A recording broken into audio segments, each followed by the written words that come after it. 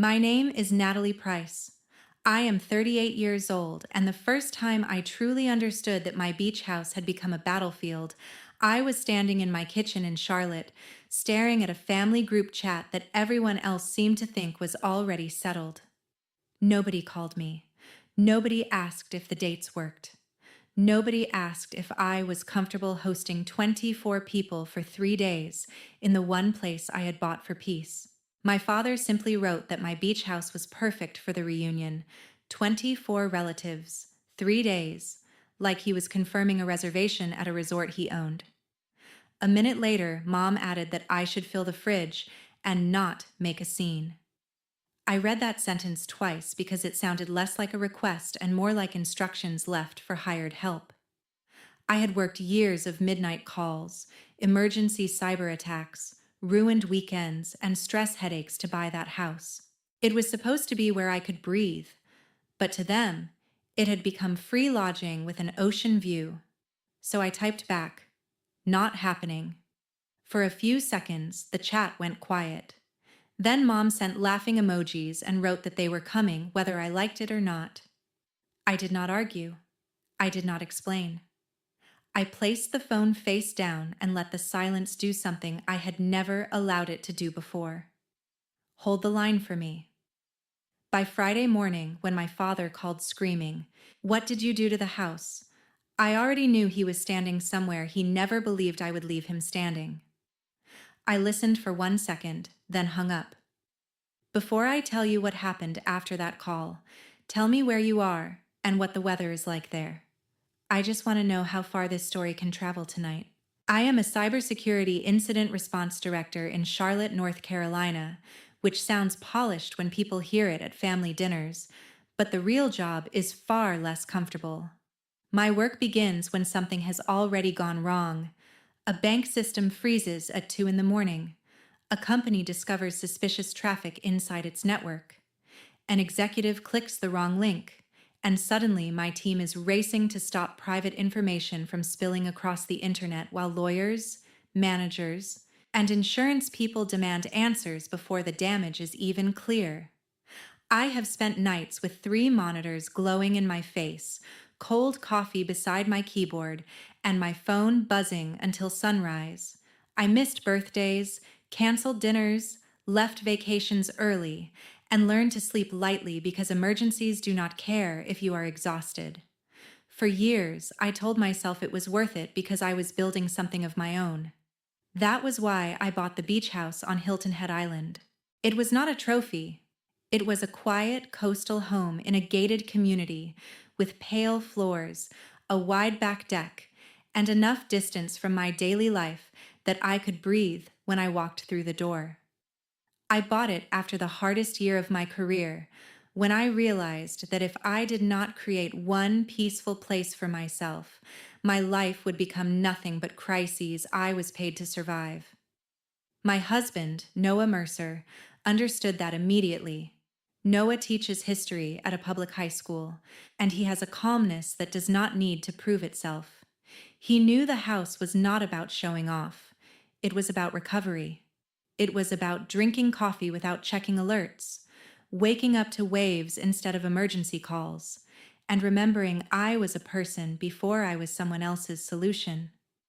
My father, Leonard Price, saw something else.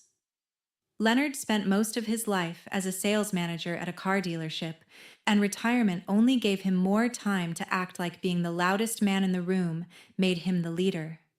He loved deciding where people sat, what younger relatives should do with their money, and how everyone should behave. At church, he acted humble. At home, he treated obedience like respect he was owed. My mother, Sharon, was quieter, but her pressure cut deep because it came wrapped in concern. If I was tired, she said everyone was tired. If I had plans with Noah, she paused long enough for guilt to fill the silence, then said, "She guessed my new family came first now." That was the language I grew up with. Family comes first. Help your brother. Be there for your sister. Do not embarrass your father. Be grateful. Be useful. Be available. For a long time, I was. I paid for my parents' roof repairs after a storm. I helped my brother Brent when his barbecue food truck needed engine work. I bought camera equipment for my sister Kelsey when she wanted to turn her lifestyle page into a real brand. I covered hotel rooms, emergency bills, school supplies, and more last-minute problems than I can count. At first, they thanked me. Then they expected me. Then refusal started sounding like betrayal to them. Success in a family without boundaries does not always make people proud. Sometimes it makes them entitled. They celebrate what you built only as long as it remains available for their use.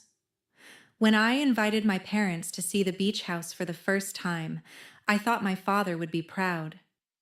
Instead, he stood on the deck, looked at the water, and said, "This is the kind of place that brings a family together."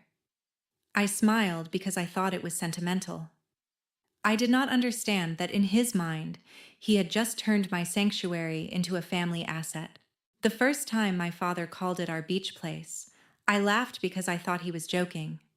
We were at my parents' kitchen table in Charlotte, and he was telling a cousin on speakerphone that we finally had a beach place for the summer. I corrected him gently and said, "My beach house, Dad." He waved one hand like the difference was too small to matter. "You know what I mean?" he said. But I did know. I just did not want to admit it yet. After that, the requests came in pieces small enough to make me feel petty for resisting. Brent texted one Thursday saying he might take the kids down for the weekend if I was not using it. He did not ask permission. He asked whether the grill still had propane. Kelsey messaged about a quick girls' weekend and posted a countdown online before I even answered. My mother called to say my father had been stressed and a few days by the water might help him, as if my house were medicine I was refusing to share. Every time I pushed back, they acted confused, like I had broken a rule everyone else understood. I tried to be reasonable. I made a calendar. I explained the gated community had parking limits and guest rules. I told them Noah and I needed advance notice. I asked them not to share the address, not to invite extra people, and not to treat the place like an open resort. They agreed easily because they had no intention of changing. Then they did what they wanted and expected me to absorb the mess afterward. Brent brought his kids one weekend and left sticky fingerprints on the sliding doors, melted popsicle juice on the deck, and a broken cabinet hinge he never mentioned.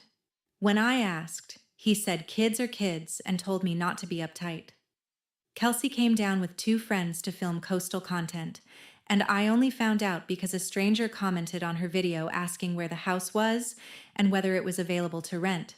In the video, Kelsey stood in my kitchen and called it the Price Family Beach House. She had not just used my home, she had performed ownership of it for an audience. When I told her to take it down, she said I was hurting her brand over a harmless phrase. My father took her side immediately. He said, "Natalie, it is just a house. You are doing well for yourself." That sentence became his favorite weapon. You are doing well for yourself.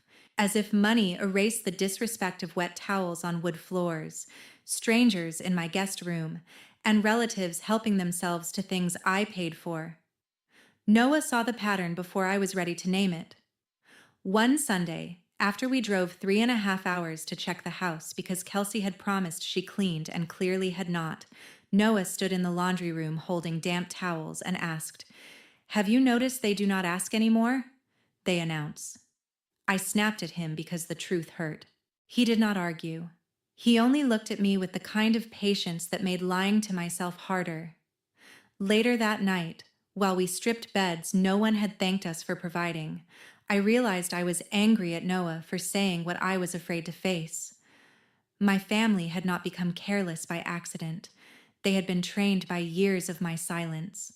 My father had trained them too. Leonard liked making promises with things that belonged to me because it made him feel powerful. He could offer relatives beds, meals, weekends, and ocean views without paying a mortgage, cleaning a bathroom, or asking permission. Every time I corrected him, he acted like I was being small. Every time I enforced a rule, he acted like I was embarrassing him. My house had become the stage for his image. My money became proof of his parenting. My exhaustion became invisible because the result was useful. I kept telling myself families were messy, but borrowing requires permission. Leaning requires care. Messy is not the same as disrespect. I did not fully accept that until the Labor Day weekend when they turned my place of peace into a party I never invited. The Labor Day weekend from the year before was supposed to be quiet. I had just come off a cyber attack response that lasted almost 4 straight days. A corporate client had discovered unauthorized access to customer records, and my team had been pulled into calls with executives, outside counsel, insurance adjusters, and people who wanted transparency while clearly hoping the truth would become cheaper. By the time it ended, my hands shook when I poured coffee. I was sleeping in short bursts and waking up convinced I had missed an alert. Noah saw it and told me we were going to Hilton Head before I burned myself down completely. We packed light. Books, groceries, sweatshirts, no plans. When we arrived, I remember standing in the entryway and feeling my shoulders drop for the first time in weeks. The house was quiet. The air smelled like salt and cedar. I thought, finally. The next morning, my mother called. I should not have answered, but guilt is a reflex before it becomes a choice. She asked where I was, and I told her Noah and I were resting at the beach house and keeping the weekend quiet. She made a sympathetic sound and said my father had been under pressure too. Then she said they might stop by for lunch. I told her clearly that I loved them, but not this weekend.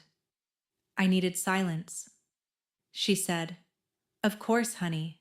Just rest." 3 hours later, I heard car doors outside. Not one car. 3. My parents stepped out first. Then Brent, his wife, his kids, Kelsey with a camera bag, and 2 relatives from Colombia I had not seen in years. They had coolers, folding chairs, beach bags, and the confidence of people who had never believed my no was real. My father came up the steps smiling like he had surprised me with something wonderful. He said, "See, this is what you needed. Family." Before I could answer, people were already moving through the house. The back door opened. Kids ran to the deck. Someone asked where the extra towels were. Kelsey was filming a story about an unexpected beach weekend. Brent asked if he could use the outdoor outlet for a speaker. I looked at Noah, and he gave me one quiet glance that asked if I wanted him to step in. I should have said yes. Instead, I managed. I smiled too tightly. I pointed people to trash bags. I asked them to keep the noise down. I reminded everyone about community parking rules. My father laughed and said, "Relax, Natalie. Nobody comes to the beach to whisper." By late afternoon, the house no longer felt like mine. Sand covered the hallway, sunscreen smeared the bathroom counter, juice spilled near the sofa, and a neighbor texted asking if everything was okay.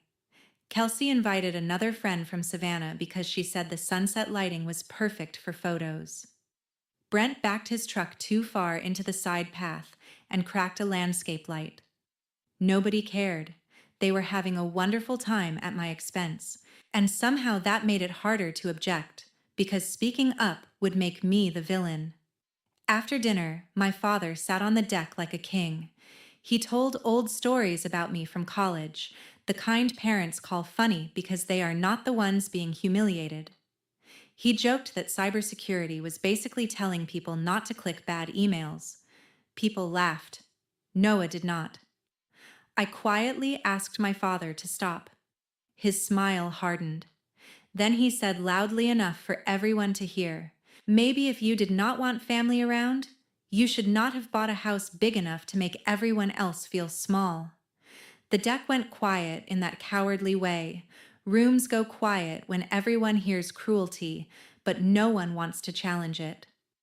My mother looked down. Brent pretended to check the grill. Kelsey stared at her phone. That sentence revealed everything. My father did not see my house as something I earned. He saw it as an accusation. My success made him uncomfortable, so he tried to turn it into a family resource. The next morning, after everyone left, Noah and I cleaned for hours. We found a burn mark on the outdoor table, a cracked deck rail, red sauce under a cabinet handle, and a formal HOA warning about noise and parking. I paid for repairs and apologized to a neighbor, but the worst damage was not physical. It was the way I felt walking through my own home afterward, like the walls had been touched by people who believed I had no right to close the door. On the drive back to Charlotte, Noah asked how many more times I was willing to call disrespect family loyalty. I stared out the window and said nothing. I already knew the answer. I just had not found the courage to live by it yet. After Labor Day, I started changing in ways that seemed small to me and enormous to everyone else. I stopped answering family calls after 9 at night. I stopped explaining every no like I was submitting evidence for review. I changed the smart lock code and told everyone that nobody would receive a new one unless I personally approved a specific visit. I added a rule that no guest could bring additional guests. I thought clear rules would help. What they really did was expose who had only respected me when access was unlimited. Brent tested it first. He called in February with a plan to expand his barbecue food truck into a second unit. He needed me to co-sign a business loan because his credit was stretched and the lender wanted someone stronger attached. I asked for financial statements. He got offended. I asked what would happen if the summer season underperformed. He said I was talking to him like a bank. I said, "Brent, you are asking me to act like one." He hung up cold. By dinner, my mother had called twice. She said my brother was humiliated and family should not have to present paperwork to family. I told her family should not ask someone to risk their credit without answering basic questions. She sighed and said success had made me suspicious. Kelsey came next. She wanted to use the beach house for a sponsored weekend with women who followed her online. She called it a brand opportunity. I asked why my private home was part of her brand. She laughed like I was missing the point and said people loved aspirational family content. I told her no. She sent a long message about how I never supported her dreams unless I could control them. My father waited 2 days before calling. Leonard did not shout at first. He was most dangerous when he sounded disappointed. He said I had developed a habit of forgetting where I came from. He said he and my mother had sacrificed so I could become the kind of woman who now looked down on everyone else. I told him I did not look down on anyone. I was just no longer funding decisions I had no part in making. He said, "After everything we invested in you, this is how you treat us?" That word hit me hard. Invested. He made parenting sound like a loan with interest. I told him children are not retirement accounts. He called me disrespectful and hung up. For a few months, things stayed tense but quieter. Then Kelsey posted a graphic online that said Price Family Reunion Weekend, Hilton Head Edition, with a photo of my deck behind the words. My stomach dropped before I opened the family group chat. I scrolled up and found an entire plan built on my silence. 24 relatives, 3 days, Friday arrival, Sunday seafood boil, Monday family breakfast, meal assignments, parking assumptions, sleeping arrangements. A grocery list my mother said I should have ready because travelers would be tired. Brent asked if there was room for his trailer near the side of the house. Kelsey wanted to film a family legacy video on the beach. Someone asked whether the kids could sleep in the downstairs den. Then I saw the line that made my face go hot. My father had assigned the primary bedroom to himself and my mother because parents deserve comfort. My bedroom. My bed. My bathroom. Given away by a man who had never paid $1 toward that property. I took screenshots before anyone could delete anything. Every room assignment, every instruction, every assumption. Then my father sent the message that made it official in his mind. Your beach house is perfect for the reunion. 24 relatives, 3 days. My mother followed with, "Fill the fridge and do not make a scene." I sat there feeling that old pressure rise in my chest, the pressure to call, explain, compromise, and offer my peace as the price of avoiding conflict. Then I realized explanations had never protected me. They only gave my family more to argue with. So I typed 2 words: not happening. The chat went quiet. My mother sent laughing emojis and wrote, "We are coming whether you like it or not." A year earlier, that message would have made me panic. This time, I saved every screenshot, forwarded the important ones to myself, set my phone down, and looked at Noah across the kitchen. He asked, "What do you want to do?" For the first time, the answer came easily. I said, "I want them to learn that no means no before they reach my front door." On Friday morning, I woke before sunrise without an alarm. My body felt strangely calm, like the part of me that had feared my father for most of my life had finally gotten tired of shaking. I made coffee, opened my laptop, and started closing every door my family had mistaken for an invitation. First, I called the management office for the gated community in Hilton Head and explained that no family gathering had been approved at my property that weekend. The woman on the phone was polite but clear. The community had guest limits, vehicle limits, noise rules, and overnight occupancy restrictions. 24 people would violate more than one policy, especially with multiple vehicles and children staying through Monday. I asked her to remove every old guest pass connected to my family's names. Then I sent an email confirming in writing that anyone claiming to attend a Price family reunion at my address did not have permission to enter.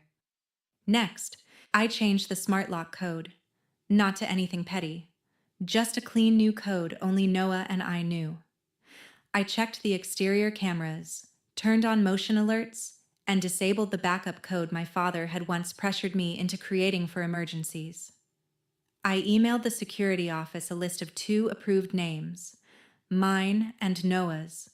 No exceptions. Then I hired a private security guard recommended by the community manager to be near the entrance during the arrival window. I was not expecting violence. I was expecting entitlement. And entitlement behaves badly when it arrives with luggage and discovers the door is locked. Noah came downstairs while I reviewed the confirmations. He stood beside me, read the screen, and said, "Make sure you can live with this tomorrow." There was no judgment in it, only care. I looked at the emails, screenshots, canceled passes, and new lock code, and thought about all the years I had lived with the opposite. I had lived with resentment. I had lived with cleaning up after people who called it love when I gave in, and selfishness when I did not. So I told him, I can live with this better than I can live with letting them in. We packed for the beach house like it was a normal weekend. Clothes, groceries for 2, coffee, Noah's book, my laptop in case of work emergencies. On the drive down, my phone buzzed constantly. Kelsey asked if I had stocked sparkling water because she was bringing drink mixes for photos. Brent asked whether the grill had charcoal. My mother asked if we had enough breakfast food for Monday. Nobody mentioned my no. Nobody asked if I had changed my mind. They were all still living inside the version of me who folded before impact. We reached the house before noon. I walked through the rooms slowly because I wanted to feel the truth of it. My front door, my kitchen, my bedroom, my deck, my name on the deed, my money in the repairs, my years of labor in every quiet inch of that place. Noah put away the groceries while I watched the security app. Around 1:15, Kelsey texted that traffic was awful, but they were almost there. I did not answer. A few minutes later, Brent texted, "Tell Dad where the extra parking passes are." I did not answer. At 1:37, the camera at the community entrance showed the first SUV, then another, then another. They arrived in a line of certainty. Coolers strapped to racks, beach chairs hanging from trunks, kids visible through windows. my mother in the passenger seat of my father's SUV, already looking annoyed. The guard stepped forward. The cars stopped. I watched silently from my phone. For years, my father could make my stomach drop with a tone, a look, or a disappointed pause. Now he was outside a gate, and all his volume could not make him the owner. My phone rang from an unfamiliar local number. It was the security guard. He said a group was insisting they had permission to access my property. I told him calmly that they did not. Before I could say anything else, I heard my father's voice in the background. Then my own phone lit up with his name. I let it ring twice. I answered. He did not say hello. He screamed, "What did you do to the house?" I listened for 1 second. Then I hung up. My hands were not shaking. That surprised me most. I opened the family chat and typed one message.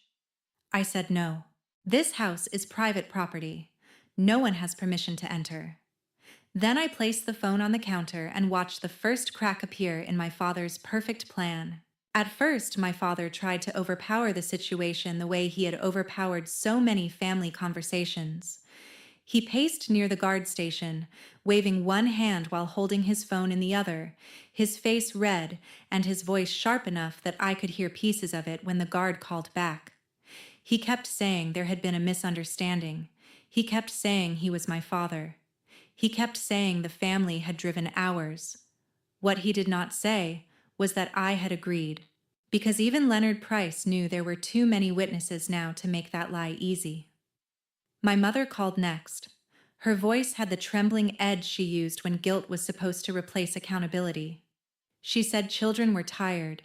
She said people had taken time off. She said this was humiliating. I told her the humiliation came from showing up at a house after being told no. She said I was tearing the family apart over a beach weekend. I said no, Mom. I am refusing to pretend theft of my peace is family bonding. Then I hung up before her tears could become instructions. The group chat exploded. Brent wanted to know why I had not warned anyone. I sent back a screenshot of my message saying, "Not happening." Kelsey said I was ruining a once-in-a-lifetime family memory. I sent back a screenshot of her public reunion post using my deck before I had agreed. My mother wrote that I was being cruel. I sent back her message telling me to fill the fridge and not make a scene. Then my aunt asked the question that changed everything. "Leonard, did Natalie actually approve this?" For several minutes, he did not answer. That silence did what my anger never could. It made everyone look at him. One cousin wrote that he had been told the house was open for the reunion. Another said my father made it sound like I was excited to host. Someone else asked why room assignments had been made if the owner had not agreed. The word owner sat in the chat like a locked door. My father hated it. He called again, and this time his voice was lower, which somehow made it uglier. He said, "After everything I did for you, you are going to embarrass me in front of my own family?" I looked around my quiet kitchen and finally understood that he had told the truth. He was not worried about family. He was worried about being embarrassed. I told him, "You embarrassed yourself when you promised people access to a house you do not own. You do not get to turn parenting into a lifetime claim on my property." He said I was ungrateful. I said, "Gratitude is not surrender." He said he raised me. I said yes, and now I am an adult telling you no. He started shouting again, so I ended the call.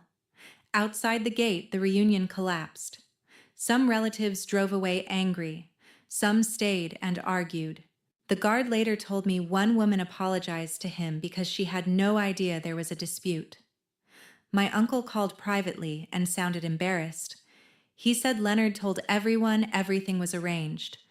I said it was arranged by him, not by me. He paused and said he was sorry. That apology did not fix years of being used, but it proved the story was no longer fully under my father's control.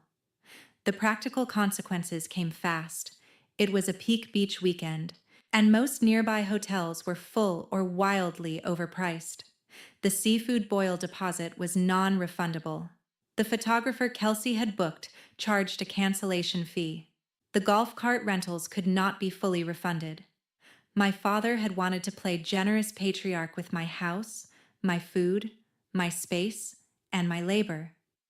Instead, he spent the afternoon calling motels 40 minutes away and putting rooms on his own credit card while relatives asked why he had promised something he had no right to promise. By evening, Kelsey had deleted the reunion post. Brent was furious because his kids were exhausted, and his wife blamed him for trusting Dad without checking with me. My mother sent one final message saying she hoped I was happy. I looked out at the deck, where Noah had set 2 mugs of coffee even though it was almost sunset, and for the first time all day, I smiled. I was not happy people were uncomfortable. I was happy the discomfort finally belonged to the people who created it. Over the next week, a few relatives reached out to apologize. One cousin admitted my father had called the Hilton Head House the family beach house so often that she assumed he had helped pay for it. That told me everything. He had been borrowing status from my work for years. He had turned my achievement into his authority. Once the gate stayed closed, that illusion cracked where everyone could see it. I made permanent changes after that. No more co-signing. No more emergency transfers for problems people created and handed to me. No more open access to the house. I told my parents all communication needed to stay respectful and written. My father sent a long email accusing me of arrogance, betrayal, cruelty, and forgetting my blood. I read it once, saved it in a folder, and did not respond. Not every accusation deserves your energy. Sometimes silence is not weakness. Sometimes it proves the hook no longer catches. The following Saturday, Noah and I sat on the deck with breakfast and listened to the waves. No coolers, no extra cars, no one assigning themselves my bedroom. The house felt different because something had changed in me. I finally understood that a home is not just a place you pay for. It is a place where your no must be respected. And if people only love your open door, they do not love you. They love access. The lesson took me 38 years to learn. Setting boundaries with family is not betrayal. Saying no to exploitation is not cruelty. Protecting your marriage, your health, your time, and the life you work to build is not selfish. It is responsibility. Real family does not turn love into debt. Real family does not treat kindness like a permanent reservation. Real family asks, listens, and respects the answer, even when that answer is no. My father wanted a 3-day reunion at my beach house because he believed I would rather suffer quietly than make him look foolish publicly. What he got instead was the first honest consequence he could not talk his way out of. And what I got was something I should have claimed years earlier: peace with the door locked. My team and I are committed to producing stories that feel emotional, meaningful, and carefully written for our audience. Everything in this video is fictional and intended only for educational and entertainment purposes. We hope it reminds viewers that justice can come in many forms, including success, silence, healing, and walking away.